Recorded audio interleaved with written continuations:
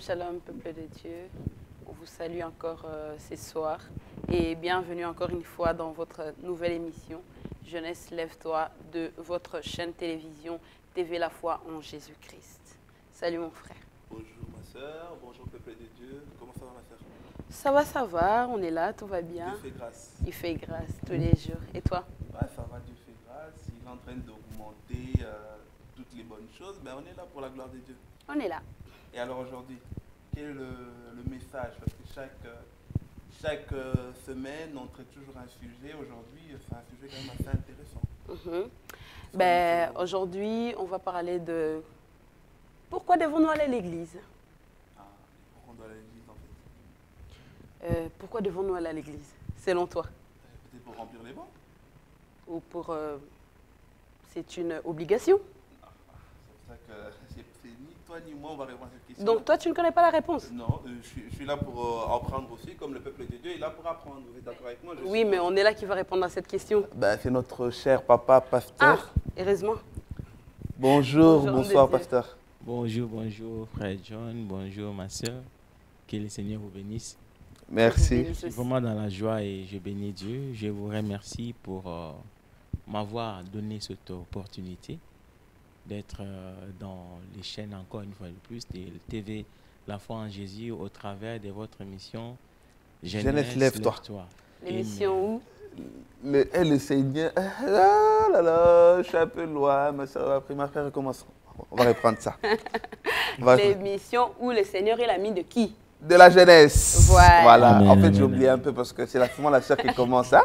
Non, mais nous aussi, nous sommes très, très ravis de vous recevoir.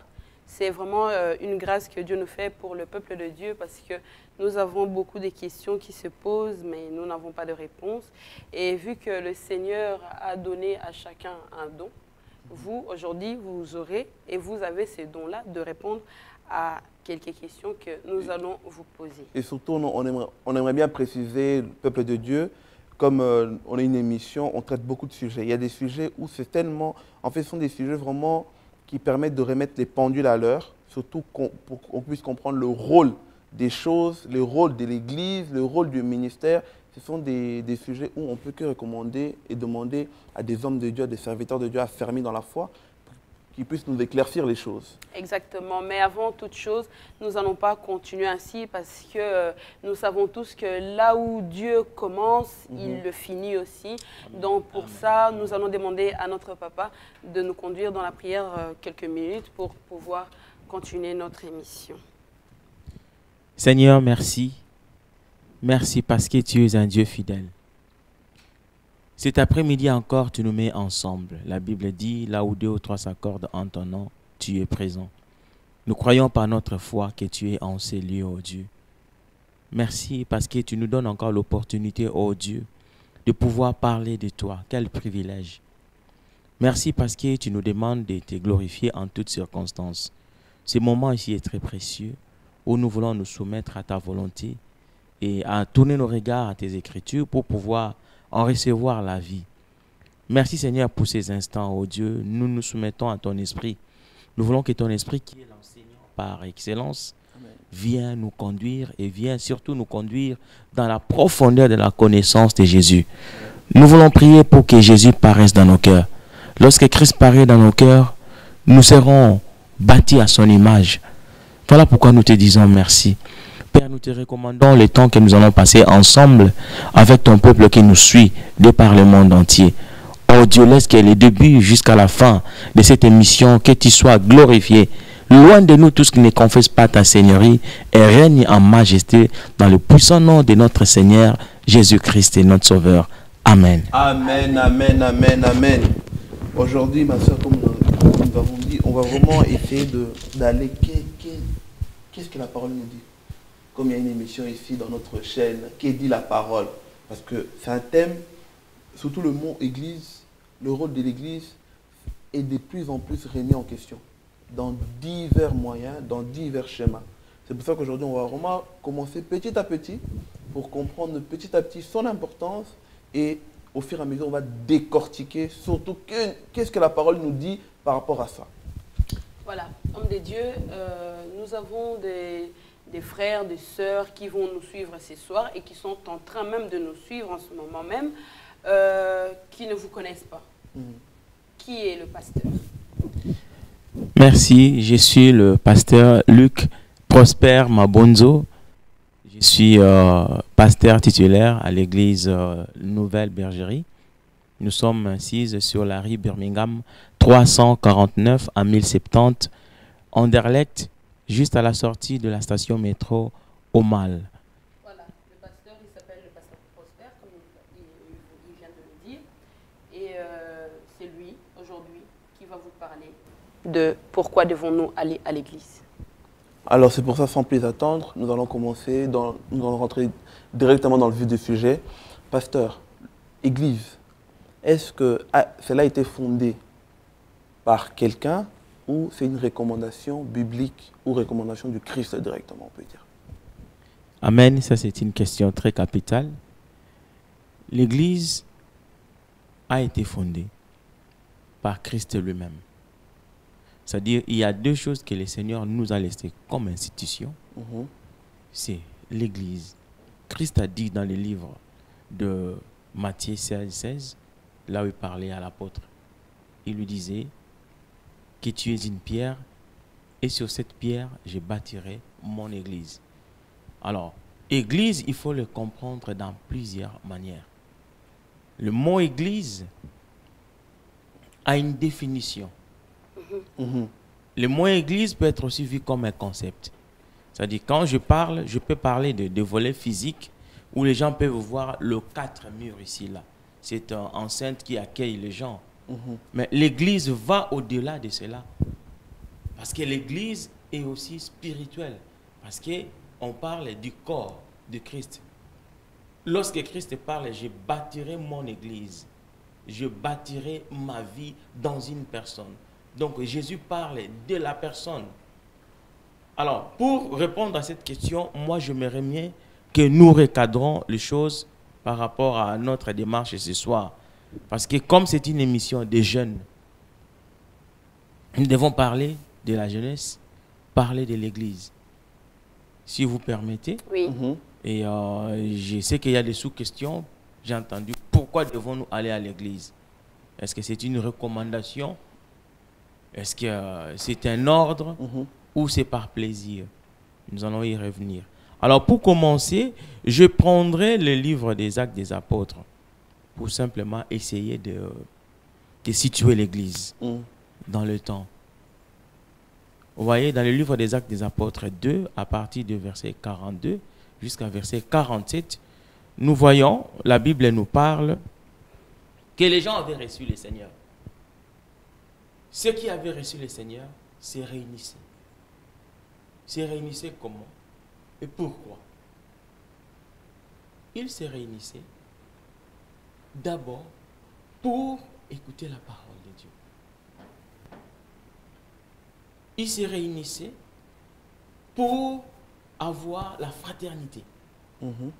Ils se réunissaient pour partager le corps du Christ, c'est-à-dire le pain de la vie qui est la scène. Ils se réunissaient quatrièmement pour les prières. Si vous permettez. Oui. Et avant que vous rentrez dans la profondeur, parce que vous avez dit l'Église a plusieurs sens de le mot Église a plusieurs sens de définition. D'abord dans le sens propre ou dans le sens direct. Le mot Église veut dire quoi? Le mot Église, de son origine grecque, c'est Ikéléa. Ikaleo, c'est-à-dire Ecclésia. On peut dire c'est une ensemble. Le mot Église, ça veut dire ensemble. Mais nous-mêmes, nous sommes l'Église. Parce que vous avez dit que le corps. Oui, là c'est dans le sens figuré. D'accord. Parce que le frère a demandé, le mot Église, ça veut dire quoi? D'accord, ok. L'Église, ça peut dire réunion. Ça peut dire un parti. Ça peut dire un regroupement. L'Église, ça veut dire une association. Voilà pourquoi les chrétiens de l'Église primitive ont été vus comme une association. Tu vois, un regroupement de personnes ayant la même foi. C'est-à-dire ayant la foi commune en la personne de Jésus-Christ. C'est un peu ça la définition de l'Église. Or, si nous voulons encore voir l'Église comme nous le voyons aujourd'hui, nous pouvons les définir comme étant l'association, une assemblée de ceux qui sont appelés hors d'eux. Vous voyez, pour définir encore l'Église, pour retracer, l'Église vient de l'Israël. L'Église sort d'Israël. Or, Israël, lui, il est sorti du monde. Dieu a tiré Israël du monde. Et d'Israël, l'Église est tirée. Pasteur, il faut décortiquer nous ça pour que le peuple de Dieu puisse comprendre. Peut-être ça peut être un peu trop lourd ou trop spirituel. Non, Expliquez ça, ce lien-là. Israël, donc vous avez dit, Israël était tiré du monde et l'Église est tirée d'Israël. Donc il y a un suivi là. Il y a tout un suivi. Voilà. Décortiquez-nous ça pour qu'on puisse comprendre en profondeur. C'est-à-dire, Dieu avait besoin d'un peuple pour que ce peuple lui appartienne à lui seul. Et ce peuple Dieu-là a été trouvé dans le monde. Donc parmi les nations, les gens qui existaient déjà. Comprenez? Alors en cela, Dieu a fait alliance avec Abraham, notre père par la foi. L'alliance que Dieu a tissée avec Abraham, Dieu lui a dit que plusieurs nations naîtront de toi. Tu seras béni et une source de bénédiction pour plusieurs. Et nous voyons d'Abraham, l'Israël est né. Donc Israël, c'est aussi une forme d'église en fait. L'Israël, c'est l'église plutôt, c'est Israël, c'est l'image de l'église aujourd'hui. Okay. Tu vois, parce que Dieu avait besoin d'un peuple avec qui parler, avec qui traiter alliance. Parce que Dieu ne pouvait pas traiter l'alliance avec tout le monde. Il ne pouvait pas marcher avec tout le monde. Il lui fallait un peuple sacrifié et un peuple sacrificateur. Un peuple qui lui offre le service, les cultes en son honneur. Voilà pourquoi Dieu avait appelé Israël. Même hors d'Égypte, si on peut se limiter simplement à partir de l'Égypte. Son peuple était en esclavagisme en Égypte. Après des années, 433 ans, Dieu a appelé Israël hors de l'Égypte. Parce que Dieu, lorsqu'il envoie Moïse et Aaron, il a dit, allez chez Pharaon, demandez à ce qu'il libère mon peuple. Mais pour aller faire quoi? Israël devait aller pour servir Dieu. D'accord. Nous sommes libérés pour aller servir Dieu. De la même manière, Jésus-Christ est né dans cette lignée. Jésus-Christ a fait que nous, aujourd'hui, nous naissons. L'Église est née au travers de la personne de Christ. Maintenant, pasteur, pour gagner du temps, parce qu'on a beaucoup de questions, on va essayer de revenir sur la question phare de notre thème, qui est, comme on a dit avec ma sœur, est-ce que doit-on aller à l'église ou pas? Est-ce que c'est si important cela d'aller à l'église? Maintenant, on parle de ça, je vais rajouter, on parle de l'église bâtiment. Voilà, parce le que bâtiment. Beaucoup disent que, même dans la Bible nous dit que nous sommes le temple de Dieu. Du Saint-Esprit. Donc, ça veut dire que si je ne vais pas à l'église bâtiment, moi-même je suis église. Je suis église. Donc je peux rester chez moi en disant que il y a une petite confusion de ce côté-là. Peut-être les fait bien nous éclaircir ça. Voilà. Doit-on aller à l'église? Oui ou non? On parle de l'église bâtiment. Oui. Je vais revenir au texte que je disais. Parce que j'ai dit par définition, l'église c'est l'ensemble de ceux qui sont appelés ordres. Donc ça dit, on voit que c'est une forme de gens. C'est une lignée des gens. Les gens qui sont appelés hors des coutumes, hors des fétiches, hors de beaucoup de choses. Mais ces gens-là doivent aller où? Ils doivent vivre où? Pour faire quoi? J'ai dit tout à l'heure, lorsque Dieu a appelé Israël, c'était pour que Israël aille l'adorer. Alors aujourd'hui, lorsque les seigneurs nous gagnent, nous menions peut-être une autre vie, mais nous venons dans les seigneurs. C'est pour que nous les servions. Nous allons les servir où? Parce que nous devons, nous, aujourd'hui, même si on parle de l'église bâtiment, nous référer à l'église primitive. La Bible dit de l'église primitive, les gens restaient ensemble, premièrement, pour partager la parole de Dieu. Même dans l'église bâtiment, c'est pour que nous puissions croître dans la connaissance. Deuxièmement, l'église se vive dans la fraternité. Donc nous devons avoir une communion fraternelle. C'est important d'aller à l'église. Et pasteur, vous pensez qu'aujourd'hui nous avons cette communion fraternelle dans nos églises aujourd'hui? Parce que si l'église, c'est des gens qui sont sortis hors d'eux, parce que dans nos églises, nous avons des sorciers, nous avons des voleurs, nous avons des faux chantres, nous avons un peu de tout. Est-ce que c'est vraiment l'église que Jésus-Christ a établie ou bien c'est... Je ne sais pas. Voilà, et vraiment pour appuyer ma soeur, quand on parle de l'église primitive, c'est vraiment... En fait, ils péchaient les gens mauvais. Ils venaient dans l'église, ils étaient transformés. Oui.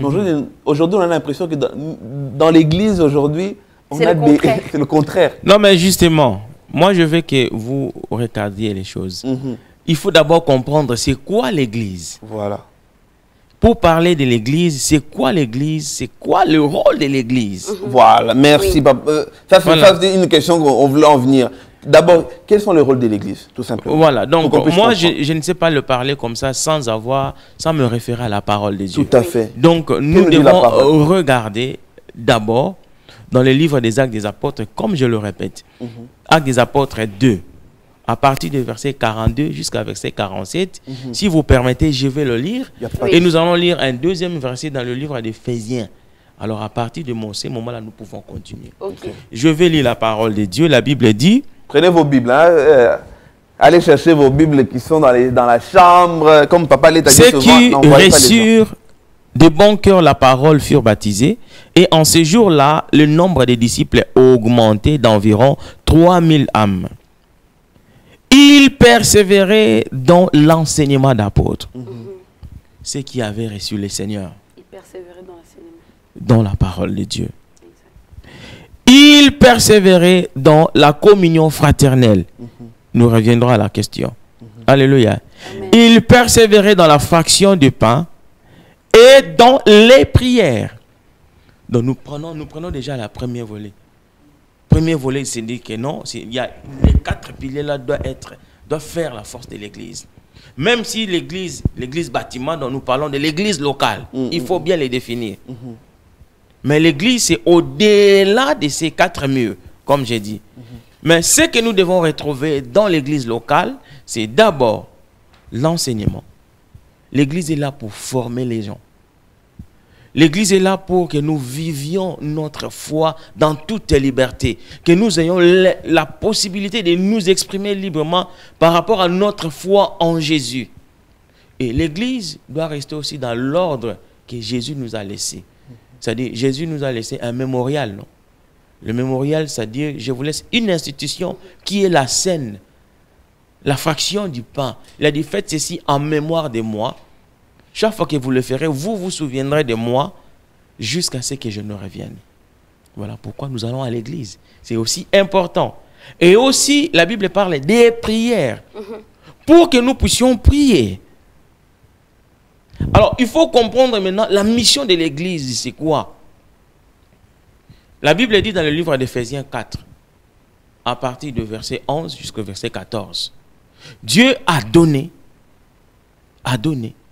aux uns, aux autres, c'est-à-dire il a donné les apôtres, il a donné les prophètes, il a donné les évangélistes, il a donné les pasteurs et les docteurs. Mais pourquoi? C'est là le but de l'église. C'est là la mission de l'église dans la vie d'une personne. Dieu a donné ces 5 dons pour que par eux, nous soyons d'abord, premièrement, perfectionnés. La Bible parle de le perfectionnement des saints en vue de l'œuvre du ministère. C'est quoi le perfectionnement des saints? Parce qu'on nous parle, les saints dont la Bible parle, c'est nous. C'est-à-dire que nous devons atteindre l'équilibre parfait entre l'homme, c'est-à-dire avec son esprit et son âme. Donc ces 5 dons-là, qui sont ces 5 ministères-là, ont pour rôle d'affermir, de transformer... De transformer l'homme. De transformer l'homme pour que l'homme puisse s'approcher de plus en plus du Seigneur. Non, devenir d'abord à l'image de Jésus. Ah, nous devons d'abord devenir à l'image de Jésus. Oui, donc la Bible est là, pour que l'Église est là, pardon, pour que d'abord nous soyons perfectionnés dans notre marche dans notre vie de tous les jours, par la parole et par la prière, pour faire du bien, pour servir Dieu, et aussi pour parler maintenant de l'Église hors 4 murs, édifier le corps de Christ. Même l'Église locale, 4 murs, est là pour édifier le corps de Christ. Préparer les gens en vue de l'édification de ces grandes églises qu'on appelle l'Église universelle, le corps de Christ. J'ai répondu à la première question.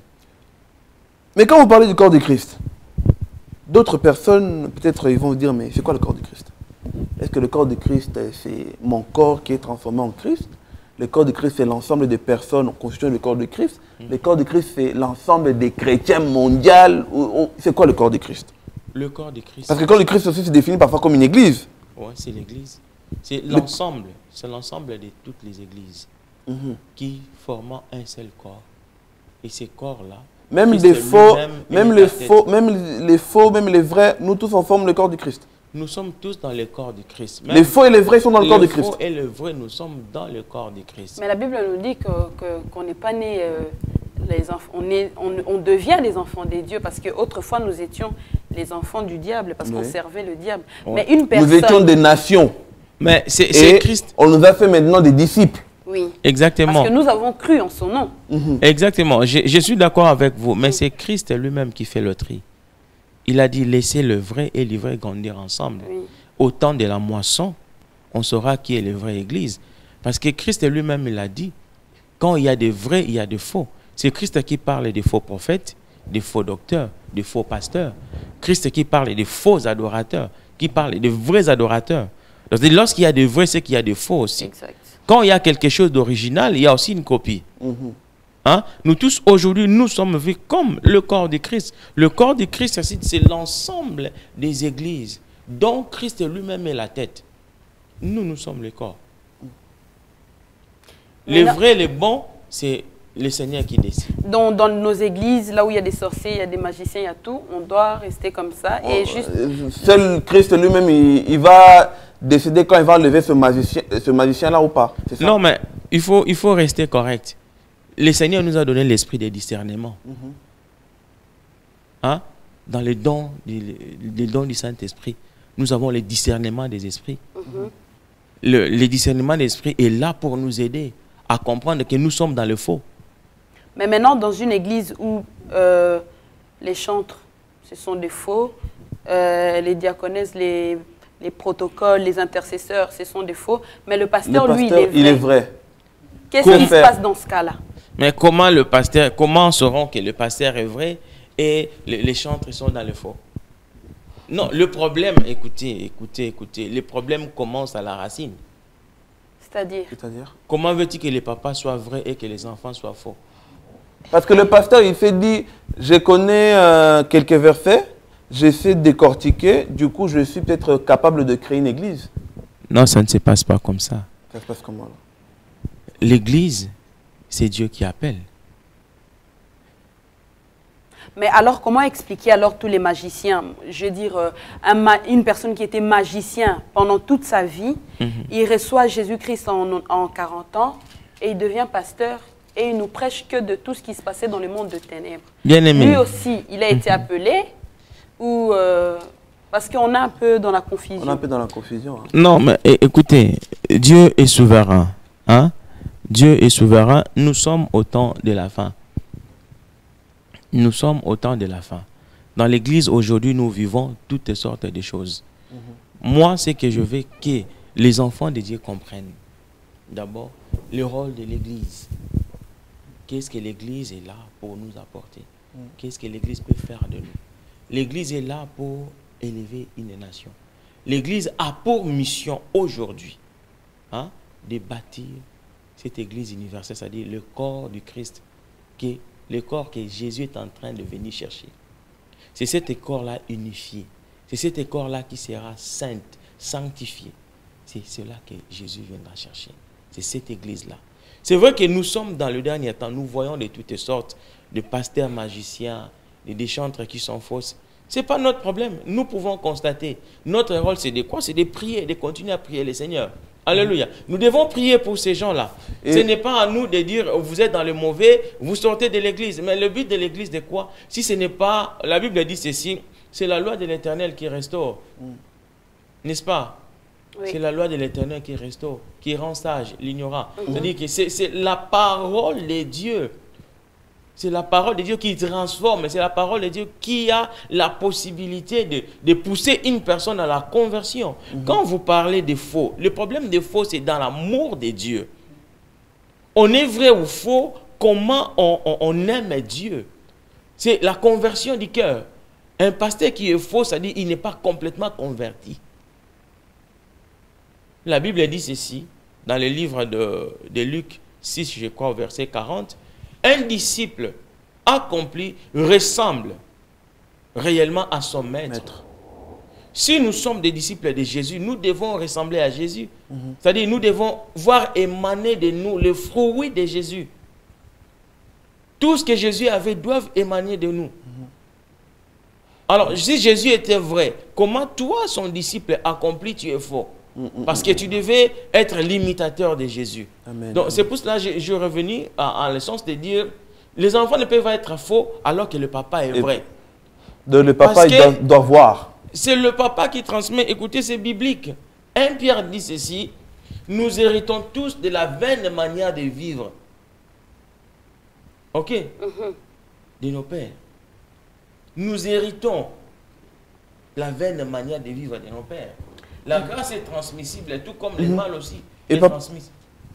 Et papa, parce que là vous avez déjà bien éclairci, mais on va essayer d'ouvrir une parenthèse d'un problème que nous sommes en train de vivre, parce qu'on est en train de subir deux vagues. D'abord la première vague, on va en parler, et la deuxième vague, on va encore par rapport à l'église. Maintenant, comment doit-on ou que doit-on faire face à ces enseignants qui nous ont ramené ce nouveau évangile, je peux dire, que de nous déloger de l'église. Parce qu'on voit maintenant de plus en plus d'autres enseignants qui viennent en disant que l'église n'est pas une recommandation de Christ, ou l'église n'est pas recommandée pour les chrétiens. Oui. En même temps, parce que quand ils attaquent l'église et puis ils vont en profondeur, ils attaquent toutes les institutions que l'église a mis en place. Que doit-on faire face à ce problème-là? Vous savez, Jésus avait déjà dit ça dans le livre de Matthieu 24. Vous allez voir, il s'élèvera au milieu de vous des faux prophètes, des faux docteurs. Ils viendront pour séduire les enfants de Dieu. Le problème aujourd'hui, les enfants de Dieu sont séduits. Osée 4:6 nous dit ceci, mon peuple périt faute de connaissance. Nous périssons parce que nous manquons la connaissance. Faute de connaissance, par défaut de connaissance. Ce n'est pas que nous ne connaissons pas. Nous avons appris. Alléluia. Mais le problème, c'est que nous rejetons la connaissance. Nous rejetons ce qui est vrai. Je vais donner un exemple. Nous voyons dans le livre des Actes des Apôtres. Je pense dans le verset 3, chapitre 2 toujours. Je vais aller au verset... Dans Actes des Apôtres, papa, rapprochez bien le micro que le peuple de Dieu Actes des Apôtres 2, verset 43, je vais lire. Hein? La crainte de l'Éternel s'emparait et il faisait beaucoup de miracles parmi eux. Tous ceux qui croyaient étaient dans le même lieu et ils avaient tout en commun.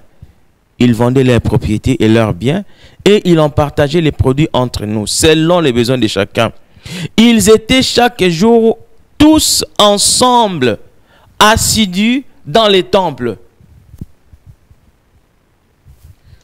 Jésus nous a demandé de rester ensemble. Vous savez, lorsque nous recevons le Saint-Esprit, parce que le Saint-Esprit a été donné à l'Église. Pourquoi? C'est pour que nous devenions témoins de Jésus. Mais les témoignages de Christ doivent être proclamés par amour. Cet amour-là doit être vécu dans l'ensemble. C'est Jésus qui nous a montré cet exemple. Si tu dis le regroupement, les synagogues, ça a déjà existé bien avant. Parce que la Bible dit que Jésus allait aussi au temple. Oui. Mais Jésus ne nous a pas demandé de détruire les temples. De quitter les synagogues. Il ne nous a pas demandé de quitter. Certes, l'église de Christ était ambulante. Vous comprenez? Mais Jésus allait aussi à la synagogue. Il allait aussi au temple. Il lisait aussi des versets bibliques. Quand on parle de Jésus, c'est dans notre génération. Les diables, pour s'attaquer, je vais être clair. Lorsque nous lisons les recommandations de Jésus dans le livre de Matthieu 28, dans la conclusion, de Matthieu 28, 18 jusqu'à 20, Jésus disait ceci: tout pouvoir m'a été donné, dans les cieux et sur la terre. Sur la terre. Ok. Je vous les donne. Ce pouvoir, Jésus a donné où? À l'église. Avant de mandater, c'est l'ordre divin. C'est l'ordre suprême que Jésus a fait aux disciples, a donné aux disciples. Allez par tout le monde et faites de toutes les nations mes disciples. C'est l'objectif final de l'église. C'est-à-dire que le monde, toutes les nations deviennent des disciples de Christ. Comme ça, ensemble, nous constituons ce qu'on appelle le corps de Christ. Ces corps sans rides ni taches. Mais qui sont alors ces pasteurs-là qui nous enseignent de quitter l'église? Ils sont mandatés du Christ. Parce qu'eux aussi nous prêchent la bonne nouvelle. Ils lisent la même Bible. Ils lisent la même Bible. Ouais, et parfois même quand tu entends les éloquences, les paroles, les dires, mais on saute. Non, ce que moi je sais, il n'est pas mauvais d'aller dans l'église des 4 murs. Nous sommes au dernier temps, nous comprenons que nous devons avancer. L'heure est avancée. L'église doit se situer par rapport à son temps. Je vous parle de l'église primitive. Aujourd'hui, nous sommes à l'église finitive. C'est l'église des temps de la fin. Et tout ce que nous voyons autour de nous, il y a plein de faux prophètes. Je ne vise personne. Mais quiconque viendra te dire, sortez de l'église, il a un problème. Mais pasteur, comment reconnaître ces faux pasteurs-là? Parce que eux tous, ils disent qu'ils sont des vrais. Ils sont des vrais. Donc, du coup, on a dans nos églises des fidèles qui ont fait 20 ans, 10 ans, mais ils ne connaissent rien de la Bible. Ils ne connaissent pas la parole. Les pasteurs font tout. Quand j'ai fait un mauvais rêve, j'appelle le pasteur, il prie. Quand j'ai fait ci, c'est le pasteur qui fait tout. Dépendant du pasteur. Mais justement, parce que mes enfants, vous ne me laissez pas avancer. Donc, moi, j'étais quelque part pour dire tout ça. J'étais dans le livre d'Éphésiens. Okay. Maintenant, on vous laisse un peu de temps. Voilà. Expliquez-nous clairement. Non, j'étais dans le livre d'Éphésiens, Éphésiens 4. Okay. Je vais lire ce que j'ai lu pour que le peuple de Dieu comprenne. Nous ne parlons pas par rapport à nous-mêmes, mais nous parlons par rapport à ce qui est écrit. Amen. Amen. Je prends d'abord Éphésiens 2. Éphésiens 2, je vais au verset 20 jusqu'à 22. Hein? Je vais lire. Amen. La maison de Dieu, vous avez été édifiés sur le fondement des apôtres et des prophètes. Jésus-Christ lui-même étant la pierre angulaire. En lui, tout édifice bien coordonné s'élève pour être les temples saints dans les seigneurs.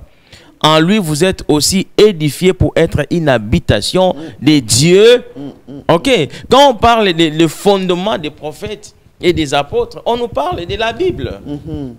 Alléluia. Nous sommes édifiés, c'est par rapport à ça, nous sommes bâtis. Édifiés ici, ça veut dire construit. Édifier ici, ça veut dire bâti. Le rôle de l'Église aujourd'hui, c'est de bâtir des hommes qui soient à la hauteur de Jésus. Éphésiens même là, 4 dit ceci dans le verset 13. Je commence à partir du verset 12. Il a donné les dons pour le perfectionnement des saints en vue de l'œuvre des ministères et l'édification du corps du Christ. Vous voyez que la Bible insiste sur la construction du corps du Christ. C'est-à-dire pour l'unification des églises. Alléluia. On parle ici de l'église spirituelle. Alors maintenant au verset 13. Jusqu'à ce que nous soyons tous parvenus à l'unité de la foi. Nous soyons parvenus à l'unité de la foi et à la connaissance du Fils, à l'état de l'homme fait à la mesure de la stature parfaite de Christ. Cet homme-là doit être solide. Ça, c'est le rôle de l'Église. Le rôle de l'Église, c'est de nous amener à atteindre la hauteur de Jésus. C'est-à-dire que nous soyons bâtis à la stature de Jésus. Nous ne sommes pas Christ, mais nous sommes comme Christ. C'est ça que veut dire chrétien, comme Christ. C'est-à-dire nous devons renfermer toutes les caractéristiques de Christ. Il n'y a aucune doctrine, aucun vent qui puisse nous agiter dans notre foi et dans notre marche avec les Seigneurs. Papa, comme ma soeur, elle avait posé une question là, parce que peut-être aujourd'hui, il y a un frère ou une soeur qui est dans une église ou qui est brebis d'un pasteur, qui est peut-être un faux. Quels sont les signes? Comment on peut le reconnaître qu'on est guidé par le bon berger ou pas? Je vais prendre deux choses. Je prends Jean 3, verset 16. Vous connaissez? Car Dieu a tant aimé le monde qu'il a donné le Fils, afin que quiconque croit en lui ne ne périsse point, mais qu'il ait la vie éternelle. Amen. Dieu a donné par amour. Dieu a donné son Fils, son unique, par amour. Afin que quiconque croit en Jésus ne meure plus, mais qu'il ait la vie de Jésus en lui, parce que Jésus est éternel. Il est le Père éternel. Son nom est la parole de Dieu. Il est vivant. Voilà même la preuve qu'il est revenu d'entre les morts. Oui. Alléluia. Amen. Alors, le problème, c'est que nous devons faire le parallélisme avec 1 Jean 3. 16. 1 Jean 16, 1 Jean 3, 16. OK? Où la Bible dit l'amour le plus noble est celui de donner sa vie pour les autres. C'est-à-dire, si Christ a donné sa vie pour nous, nous aussi, à notre tour, nous devons donner notre vie pour les autres. On doit être cloué. Alors, un bon berger ou un bon pasteur se reconnaît, premièrement, par rapport à son amour pour Christ, sa passion pour Christ. Si vous lisez bien la Bible, à chaque fois que Jésus regardait un malade, la Bible dit, il fut ému de compassion. Ça, c'est une des caractéristiques de Jésus qui doivent naître en nous. Lorsque nous avons la passion de Christ, la passion de Christ crée en nous la compassion des âmes. L'amour des âmes, la Bible dit, Christ c'est lui le bon berger, le grand berger, le divin berger, capable de laisser 99 brebis à la montagne pour aller chercher une brebis perdue. Vous comprenez l'amour? Donc, si on comprend un peu, c'est que les pasteurs ne jouent pas vraiment leur rôle. Non, moi je ne sais pas. Moi je réponds par rapport à la question. La question qui m'est posée, comment reconnaître un bon berger? Oui. Je ne parle pas de rôle. Un bon berger, c'est celui qui aime Jésus d'abord. Donc il a la passion pour Christ. Comment, non, papa John, laisse-moi finir. Papa. Tu vas vite. Non, il faut que je donne le caractéristique d'un bon berger. Donne-nous, papa. Un bon berger, il manifeste la passion de Christ. Tout ce qui compte dans lui, c'est la passion de Jésus. Il aime Christ à la folie. Alors, celui qui aime Christ, la Bible dit, si quelqu'un m'aime, gardera ma parole. Exact. Celui qui aime Christ doit aimer les brebis de Christ. Christ a payé un prix, le prix de sa vie, pour acheter ou racheter l'église. Les brebis qui sont là, ce sont les brebis du Seigneur, ce ne sont pas nos brebis. Donc nous sommes, et je suis en train de m'adresser à toi si tu me regardes, l'homme de Dieu où tu es, nous sommes là, nous sommes des ouvriers. Nous avons un maître, un patron qui nous a engagés, nous devons prendre soin de ces brebis. Ce n'est pas un entrepreneur, lui, le pasteur. Non, non, le pasteur c'est un gérant. L'entrepreneur c'est le gestionnaire. Le gestionnaire c'est lui-même Jésus. Le pasteur c'est un surveillant, c'est un gardien. Il est là pour veiller. Veiller en sorte que le brebis ait à manger. Veiller en sorte que le brebis ait le breuvage. Veiller en sorte que le brebis trouve un lieu pour dormir. Et maintenant qu'est-ce que vous pouvez dire à le frère ou la sœur qui a été déçu par un pasteur? Et que pour elle, tellement que cette déception est tellement profonde que du coup, elle a préféré même quitter l'église, ne plus avoir cet amour envers l'église bâtiment quelconque, parce que le pasteur l'a déçu. Non, c'est triste. C'est triste. Moi, je lui dirais de rester forte, d'être forte. S'il y a des faux, il y a aussi des vrais. qu'elle continue à prier le Seigneur, mais qu'elle ne reste pas seule à la maison. Qu'elle ne reste pas seule à la maison. Elle doit chercher une assemblée. Elle doit chercher là où se réunissent les frères et sœurs. Et le Saint-Esprit qui est en lui témoignera qu'elle est parmi les enfants de Dieu. Elle aura le témoignage de Christ que je suis dans la maison de Dieu. Qu'elle n'abandonne pas. Il y a des faux pasteurs, oui. Mais il y a de vrais aussi. Si j'ai été déçu par rapport à un pasteur, mais ce n'est pas la fin du monde parce que la vie continue. Tant que je vis, je dois continuer à servir le Seigneur. Je ne sers pas le Seigneur en croisant les bras. J'ai besoin de rentrer aussi dans les normes du Seigneur. Et vu que les 5 minutes qui nous restent, nous allons bientôt terminer. En fait, j'allais demander, pasteur, nous avons des jeunes gens, parce que vu que c'est Jeunesse Lève-toi, oui. Nous avons des jeunes qui, aujourd'hui, il y en a même beaucoup, qui vivent entre deux mondes, entre l'église et le monde, les boîtes de nuit, le tout. Mais ce sont aussi les mêmes jeunes qui chantent. Ce sont aussi les mêmes jeunes qui sont dans le protocole. Ce sont aussi les mêmes jeunes qui sont dans l'intercession.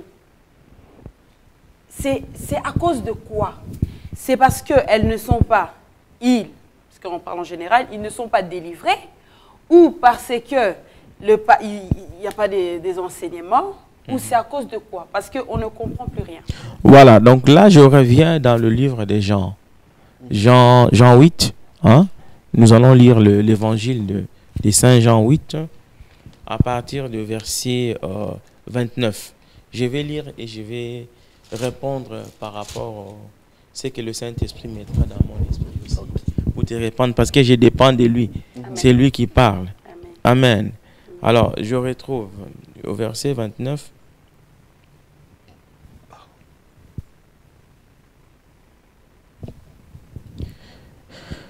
Ce que le Père m'a enseigné. Bon, je commence à 28. Hein. Okay. Jésus donc leur dit, quand vous aurez élevé le Fils de l'homme, alors vous connaîtrez que je suis. Et que je ne fais rien de moi-même, mais ce que je parle, selon ce que le Père m'a enseigné. Donc nous comprenons que Jésus lui-même est en train de dire, ce que je fais, ça ne vient pas de moi, mais je le dis en fonction de ce que le Père m'a enseigné. C'est-à-dire, la doctrine que je vous présente, c'est la doctrine de mon Père, n'est-ce pas? Alors, Jésus dira ceci, celui qui m'a envoyé est avec moi. Le Père ne m'a laissé jamais seul, parce que je fais toujours ce qui lui est agréable. Comme Jésus parlait, plusieurs crurent. Et il dit aux Juifs qui avaient écrit, si vous demeurez dans ma parole, vous êtes vraiment mes disciples. Si vous demeurez dans ma parole. Le problème, ce n'est pas être faux. Le problème, ce n'est pas avoir un faux pasteur. Le problème, c'est de demeurer dans la parole de Dieu. Nous allons à l'église, premièrement, pour être édifiés au travers de la parole de Dieu. L'église doit être fondée dans la parole et dans la vie de prière. L'église n'est pas un cabaret. Et l'église ne peut en aucun cas ou nullement être transformée en une boîte de nuit. Ce que nous vivons actuellement, des églises et boîtes de nuit. C'est tout à fait normal. Alors maintenant, il faut aller voir l'alliance. Parce que dans une église, Christ a établi toujours une personne. Dans chaque maison, il y a toujours un père qui est le leader. Comme le père est le chef de la maison, et aussi le chef de la femme, Christ est le chef de l'église, non? Le pasteur aussi est établi comme le conducteur dans l'église locale. Alors, quand les brebis ne marchent pas bien, le problème, ce n'est pas le problème des brebis. C'est le problème des bergers. Il ne faut pas faire rigoureux. Ce n'est pas question d'être rigoureux ou quoi. C'est le problème des bergers. Tout simplement. C'est-à-dire? Ah oui, les bergers doivent être clairs. Ça dit, il faut que les bergers aussi, au travers de la parole de Dieu, regardent un peu sa vie. C'est-à-dire, nous ne faisons pas l'œuvre de Dieu par complaisance. Nous travaillons avec Dieu. Nous travaillons pour lui. C'est lui qui donne des recommandations. C'est lui qui donne des ordres. Il a dit, faites des disciples. Disciple, ça dit, c'est celui qui est discipliné. Mais, pasteur, Oui, maman. Jésus lui-même, il nous dit que si quelqu'un veut me suivre et qu'il porte sa croix. Mais nous, les jeunes, nous ne sommes pas responsables de nos propres croix, oui. Mais si tu n'es pas enseigné, si tu n'es pas enseigné, le problème c'est que le jeune doit savoir aussi qu'est-ce qui est écrit dans le livre de Matthieu, justement 16, 24. Hein? Si quelqu'un veut marcher avec moi, Christ dit, si quelqu'un veut venir à moi, premièrement, qu'il se renonce à lui-même. Tu as bien dit, un jeune qui va à la boîte de nuit et qui vient chanter, il n'a jamais renoncé. Non. Mais il faut comprendre c'est quoi la conversion. Ah oui, c'est quoi la conversion? C'est quoi la conversion? Voilà. Et papa, moi je ne peux pas partir sans cette question. La nouvelle vague de YouTube. On a aussi un problème dans le sens où il y a beaucoup de personnes qui se contentent de suivre un enseignant ou une prédication sur YouTube et ils prient à la maison. Pour eux, ils ont réalisé l'œuvre. Pour eux, ça ne sert à rien d'aller à l'église. Tant qu'on suit une vidéo sur YouTube, on suit des enseignements en ligne, on suit peut-être une chaîne de prière en ligne. Et cela suffit. Et cela suffit. Je reste à la maison, j'ai glorifié mon Dieu, je suis dans les normes. Est-ce que ça, c'est normal ce raisonnement-là? Non. Pourquoi? Regardez là, YouTube, ce n'est pas mauvais. Hein? Regardez YouTube, regardez un enseignement, ce n'est pas mauvais. Mais nous sommes appelés d'avoir une église locale. C'est-à-dire, l'église locale, c'est justement notre maison. C'est là qui fait preuve que Christ existe encore. C'est la preuve même que non, nous sommes là pour pouvoir témoigner tout l'amour de Christ. Christ nous a laissés en unité. Pour que son esprit tombe, il a demandé aux disciples de rester unis, de rester dans la chambre. C'est là qu'est née l'église, non? Donc, si nous comprenons bien, aller à l'église, c'est une obligation. Aller à l'église, c'est une obligation. C'est une obligation, c'est-à-dire prier aussi. Prier, c'est comme respirer. Tu as besoin de respirer pour vivre. Donc on a besoin de prier pour vivre. On a besoin de prier pour vivre, pour grandir dans la prière, pour grandir dans la relation avec Dieu. Nous sommes appelés à aller à vivre à l'intimité avec Dieu. C'est-à-dire que nous vivons la foi. La foi ne se récite pas, la foi ne se dit pas, mais la foi se vit. Tu vois, la Bible dit, il faut la foi pour être agréé par Dieu.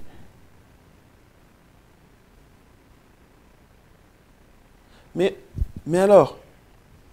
Je n'ai pas fini à répondre à ma question parce qu'on parlait de YouTube. YouTube, ouais, par rapport à ça. Oui, je disais, ce n'est pas mauvais de suivre un enseignement. Mais le problème, je vais dire simplement, la Bible dit, est-ce que la nature ne vous enseigne-t-elle pas? L'Église a des normes qui les régissent. Chaque maison aussi a des normes qui le régissent. N'est-ce pas? Dans chaque maison, il y a un papa parce que les enfants ont besoin d'une référence.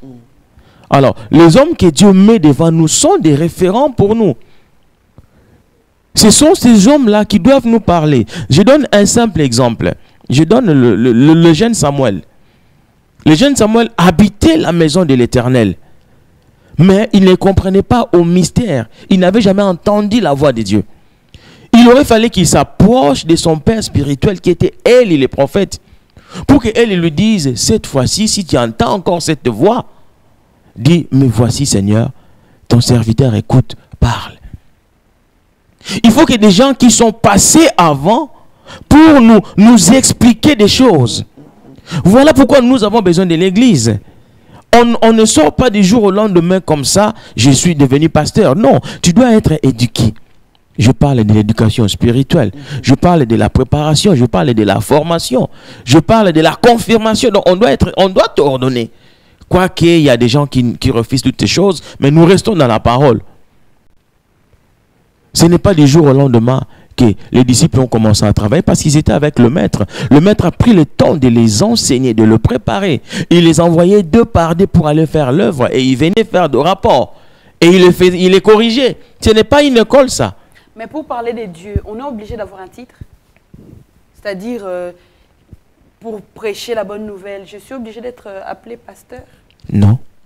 Donc, en étant simple, je peux aussi... En étant simple... Oui, tu peux parler de Dieu. Tu peux évangéliser, tu peux exhorter. La Bible dit encouragez-vous par des hymnes et des psaumes. La Bible dit exhortez-vous les uns les autres. Ce n'est pas mauvais. Et la personne qui parle, elle doit quand même savoir de quoi elle parle. Mais justement.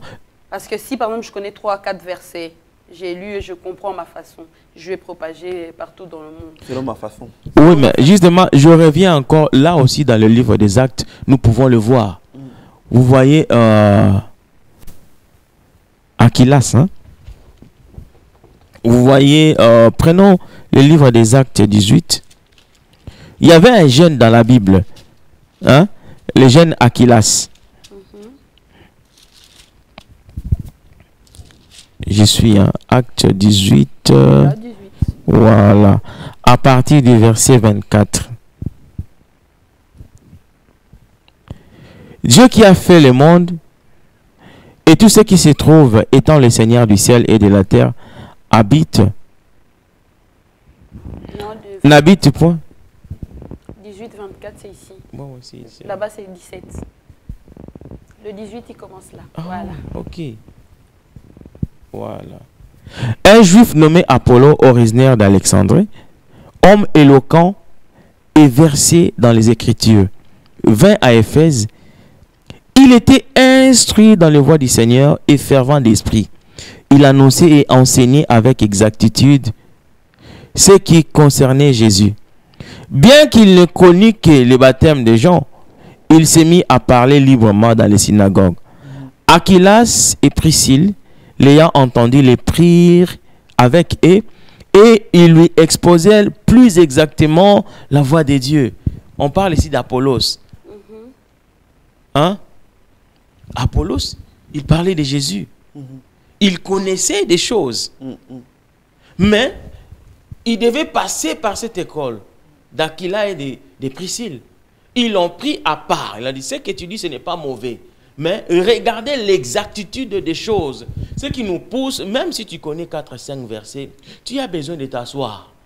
Les disciples n'ont pas commencé à prêcher l'évangile du jour au lendemain. Tu sais, Pierre, pour avoir gagné 3000 âmes en une seule prédication, il a passé du temps. Pierre a passé à l'école de Jésus. Donc aujourd'hui, on est trop pressé en fait. On est trop pressé. Il faut attendre et le tout temps. Ça pour la gloire de l'homme ou pour la gloire des dieux? Ah, ça c'est la bonne question.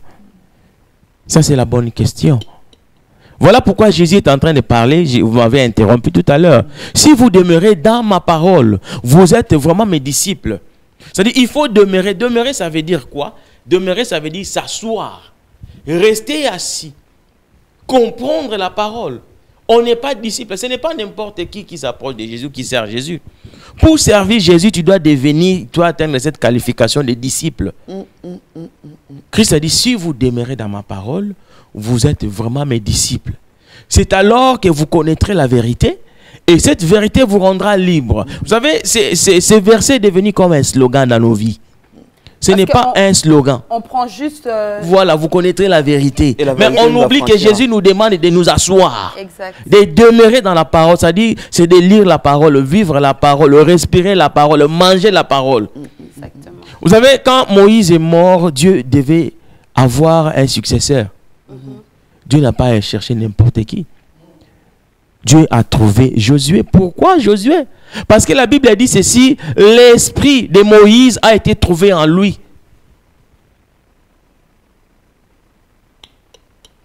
Quand on parle de l'esprit de Moïse, l'enseignement de Moïse, la vie de prière de Moïse, les comportements de Moïse était trouvé en Josué. Alors Dieu l'appelait, Dieu lui a dit, écoute, fils, si tu veux réussir dans ce que tu veux entreprendre, la parole.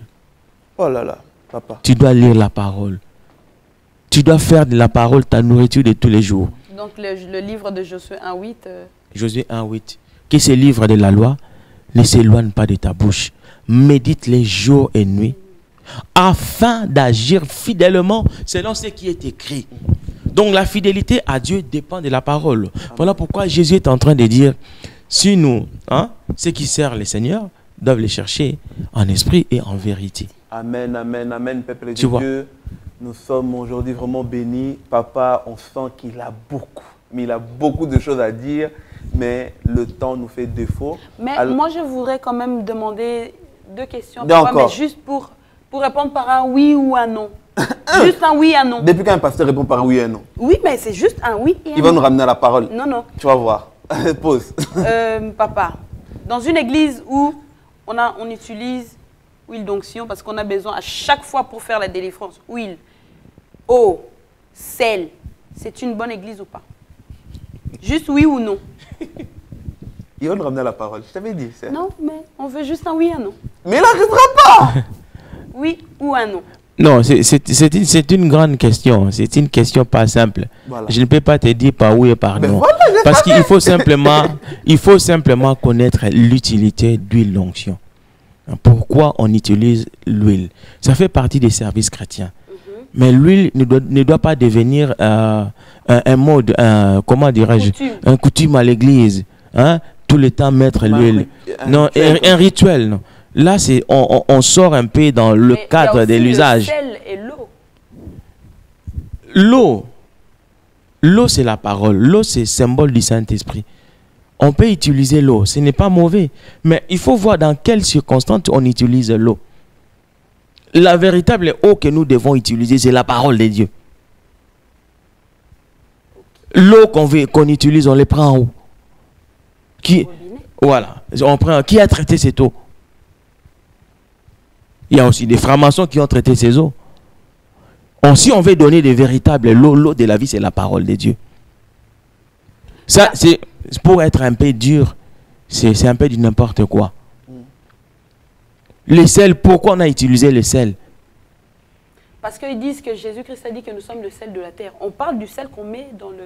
Ça n'a rien à voir avec les sels naturels. C'est-à-dire que nous, Jésus prend l'image du sel. C'est-à-dire que nous, en tant qu'enfants de Dieu, de par notre comportement, notre vie de prière, le miracle qui émane de nous, l'onction de Dieu, la joie que nous communiquons aux autres, que nous soyons comme la saveur, cette saveur, que nous donnons la saveur au monde. C'est à nous de donner ce goût-là du sel au monde. C'est-à-dire que quand tu manges quelque chose, il y a du sel, tu es content, non? Bon, ça n'a rien à voir avec les sels qu'on utilise à la cuisine. Ben, et c'est anti-scripture. Si vous voulez ma réponse, c'est anti-biblique. Oui. Et les délivrances où nous avons besoin de payer 100 € pour passer à la délivrance, c'est biblique. La Bible a dit donner gratuitement ce que vous avez reçu gratuitement. Et le pasteur là qui dit, moi avant de poser ma main, le tarif autant. C'est un vrai ou un faux? C'est écrit nulle part dans la Bible. Donc c'est un faux. Oui, nous revenons, c'est un faux. Je dis, si on part là, c'est parti. Pasteur, on va partir. Mais maintenant, pasteur, pour finir, nous sommes à la fin. Avec tout ce que vous venez de dire par rapport à l'église, nous prenons quoi, nous laissons quoi? En conclusion. En conclusion, l'église est là pour nous bâtir. C'est-à-dire l'église doit bâtir l'homme. Lorsque nous venons à l'église, nous devons ressortir avec la vie. Nous ne pouvons pas sortir avec la mort. Alors c'est une église morte. L'église, c'est le lieu où il y a des saints. On appelle ça l'ensemble des saints. L'église est là pour que nous puissions vivre dans la communauté, dans la joie. Nous pouvons déjà expérimenter la vie céleste ici sur la terre. Parce que la Bible dit, nous sommes dans le monde, mais nous ne sommes pas de ce monde. C'est à l'église que nous vivons le miracle. C'est à l'église que Jésus-Christ a laissé la guérison, la délivrance, toutes ces choses. C'est le patrimoine de l'église et nous devons expérimenter ces choses. Mais malheureusement, nous sommes au temps de la fin. L'impie a commencé son œuvre. L'ennemi aussi à l'apostasie et à l'abandon de la foi. Parce que Jésus a dit, hein, l'amour des plus grands nombres se refroidira. Nous voyons aussi que même les élus sont séduits. Nous voyons aussi des hommes de Dieu aujourd'hui devenir des féticheurs. L'onction de Dieu, qui est tout à fait une puissance normale, que Dieu donne pour l'exercice des ministères, pour que les miracles se passent. Nous avons tous besoin de l'onction de Dieu. Pour faire quelque chose, même pour préparer cette émission, nous avons besoin de cette onction. C'est cette puissance-là de Dieu qui nous conduit dans la profondeur, qui nous donne les inspirations. Amen. Mais le diable est dans l'église aussi. Vous savez, il n'y a que Dieu Lui, c'est dans sa souveraineté qui sait dire le vrai et le faux. Parce que même devant les fils de la lumière, devant Dieu, il n'y a que Dieu qui sait différencier ses anges et Satan. Parce qu'il est appelé aussi fils de la lumière. Quand il se tient devant Dieu, même les anges sont confondus. Il est confondu parmi les anges. On ne sait pas identifier son image. Mais toi, aujourd'hui, Dieu habite en toi. Et Dieu a mis toutes ses potentialités en toi. Tu as quand même l'esprit de Christ en toi. Cet esprit de la création, cet esprit doit quand même te pousser à développer le discernement des esprits. Quand tu demeures quelque part dans l'église où on ne te parle pas de la repentance, dans l'église où on ne te parle pas de la sanctification, où on ne te parle pas de la consécration, pose-toi quand même des questions. Parce que l'église que Jésus est en train de venir chercher, ça doit être une église propre, une église saine. Parce qu'une église auprès de laquelle lui, il a payé de sa vie. Il vient chercher cette épouse. Nous serons tous enlevés comme une seule personne pour être cette épouse de Jésus. Jésus, il est le Dieu qui est 3 fois saint. Et nous devons vivre dans la sanctification. La sanctification, c'est le message actuel qu'il faut donner à l'église. La repentance, la conversion, c'est le message actuel qu'il faut prêcher. Il ne faut pas avoir peur de prêcher le péché. Même s'il te reste 10 personnes à l'église, il ne faut pas avoir peur de rappeler aux gens qu'il y a la loi pénale divine. Et cette loi-là ne connaît pas le pardon sans l'effusion des sangs. Amen, amen, amen, pasteur. Merci beaucoup. Nous avons vraiment été bénis. Ne vous inquiétez pas, le pasteur va revenir. Nous avons des points, des sujets que nous allons rappeler le pasteur pour venir éclaircir de temps en temps, venir mettre les points sur les i. Parce que je crois que l'Église a vraiment besoin de remettre les pendules à l'heure, comme on dit, mettre les barres sur les t, les points sur le i. Exact. Merci beaucoup, peuple de Dieu, de nous avoir suivis. Moi, j'ai été édifiée. Moi aussi. Et je sais que vous aussi, vous avez été touchés par une parole. Pose-toi la question aujourd'hui. Si Jésus-Christ revient maintenant, où iras-tu? J'espère que cette question va t'aider à savoir de quel côté tu es. Que le Tout-Puissant vous bénisse abondamment et n'oubliez pas de continuer toujours à nous suivre sur notre chaîne TV La Foi en Jésus-Christ.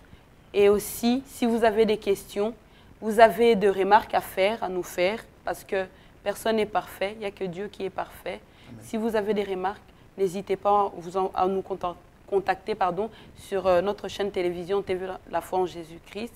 Et si vous aussi, vous voulez participer à l'émission, vous avez un témoignage, vous voulez nous parler d'un problème que vous avez vécu à l'église ou autre, veuillez aussi nous contacter sur notre TV La Foi en Jésus-Christ ou sur...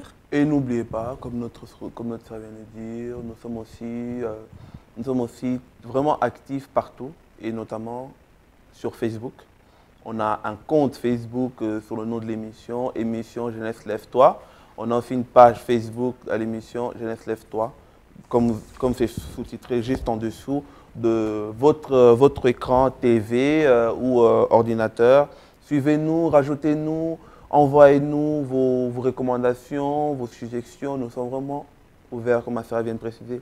Nul n'est parfait. On essaie tous de s'améliorer. Et surtout, comme le pasteur vient de nous enseigner, nous sommes appelés à être transformés, à nous rapprocher de plus en plus du Christ. Car le corps du Christ doit être vraiment sanctifié. Nous sommes souillés. Et alors, restons pas dans cette salité-là, mais cherchons vraiment à être sanctifiés. Nous devons nous sanctifier par le sang de Jésus-Christ. Amen. Alors, que Dieu vous bénisse. Que Dieu vous bénisse abondamment. À la semaine prochaine, à 21h, jeudi 21h, en direct de votre TV La Foi en Jésus. Nous sommes suivis aussi sur le décodeur Orao TV. Donc, nous sommes là pour vous, nous sommes là pour glorifier le nom du Christ. Et soyez bénis et que le Saint-Esprit soit avec vous. Et à la semaine prochaine. À la semaine prochaine. Au revoir.